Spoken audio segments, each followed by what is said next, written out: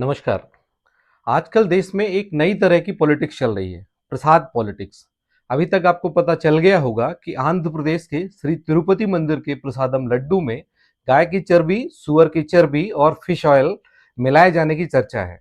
हाँ, उसी लड्डू प्रसादम में जो भगवान श्री वेंकटेश्वर जी को समर्पित किया जाता है और पिछले 300 सालों से भक्तों में बांटा जा रहा है। उसी मंदिर में जो भारत का सबसे अमीर मंदिर है। अब हुआ यूं कि आंध्र प्रदेश में एनडीए सरकार के 100 दिन पूरे होने के मौके पर 18 सितंबर को विजयवाड़ा में विधायक दल की बैठक हुई थी। इसमें मुख्यमंत्री चंद्रबाबू नायडू ने आरोप लगाया था कि पिछली वाईएसआर कांग्रेस पार्टी के कार्यकाल के दौरान श्री तिरुपति माला मंदिर में प्रसाद में इस्तेमाल किए जाने वाले घी में पशु वसा यानी एनिमल फैट की मिलावट की गई थी। अगले दिन टीडीपी प्रवक्ता अनम वेंकटरमण रेड्डी ने एक दस्तावेज दिखाते हुए बताया कि यह गुजरात में राष्ट्रीय डेयरी विकास बोर्ड द्वारा प्रसादम पर किए गए परीक्षणों की रिपोर्ट है।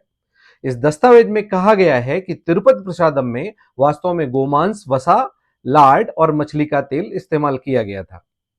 गोमांस वसा गाय की चर्बी को कहते हैं और लाड सुअर की चर्बी को कहते हैं। AR dairy food private limited, जिसने ये घी सप्लाई किया था, ने इन सभी दावों को खारिज करते हुए इसे गलत बताया।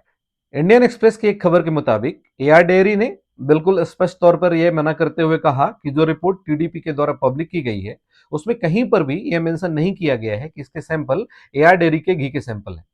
उधर आंध्र प्रदेश के पूर्व मुख्यमंत्री जगन मोहन रेड्डी ने प्रसाद में चर्बी और फिश ऑयल जैसे तत्वों के मिले होने के आरोपों का खंडन किया है।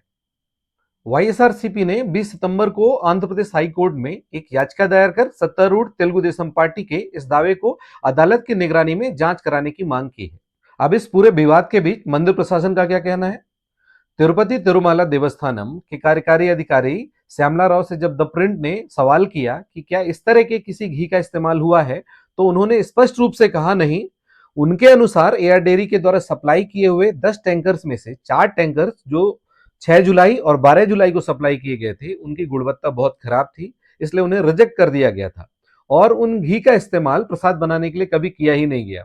इसके बाद उनके सैंपल को जांच के लिए भेज दिया गया। तो अगला प्रश्न उठता है कि अगर कुछ गलत हुआ ही नहीं तो फिर मंदिर में शुद्धिकरण अनुष्ठान क्यों करवाया गया? मंदिर प्रशासन का तर्क है कि यह सुनिश्चित करने के लिए कि भक्तों का विश्वास बहाल हो और वे शांति से प्रार्थना कर सके, इसलिए संप्रोक्षण और शांति होम यानी शुद्धिकरण अनुष्ठान किया जाएगा। हमें उम्मीद है कि इससे देवालय की पवित्रता पुनः स्थापित होगी, जो ठीक भी है। हालांकि पूरे मामले की जांच के लिए आंध्र प्रदेश गवर्नमेंट ने एसआईटी बना दी है। एसआईटी की रिपोर्ट आने के बाद इससे ज्यादा क्लियर हो सकती है। इस पूरे घटनाक्रम से दुनिया भर के हिंदू आहत हैं, उनकी आस्था से खिलवाड़ हुआ है, इसलिए मामले की जल्दी से जल्दी जांच कर दोषियों को कठोर से कठोर सजा दी जानी चाहिए। लेकिन कहीं आस्था से खिलवाड़ महज राजनीति के लिए तो नहीं हो रहा है? क्योंकि कुछ प्रश्न हैं जो इस ओर इशारा करते हैं। कथित रिपोर्ट 16 जुलाई को जारी की गई थी, लेकिन उसके बाद चंद्रबाबू नायडू की सरकार ने क्या एक्शन लिया? क्या किसी की गिरफ्तारी की गई? जब मुख्यमंत्री कहते हैं कि इस तरह की सामग्री से प्रसाद बनाया गया, तो आज तक क्या किसी जिम्मेदार अधिकारी या बोर्ड मेंबर के खिलाफ कोई कार्रवाई की गई?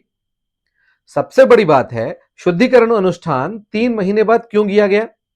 ये उसी दिन क्यों नहीं किया गया जब लैब की रिपोर्ट आई? आंध्र प्रदेश सरकार क्या अपने 100 दिन पूरे होने का इंतजार कर रही थी? क्या उप मुख्यमंत्री पवन कल्याण प्रायश्चित करने के लिए सरकार के 100 दिन पूरे होने का इंतजार कर रहे थे?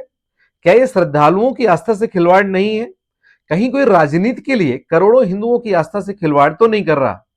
चंद्रबाबू नायडू को, पवन कल्याण को, तिरुमाला तिरुपति देवस्थानम के बोर्ड को इन सब प्रश्नों का जवाब देना चाहिए। धन्यवाद।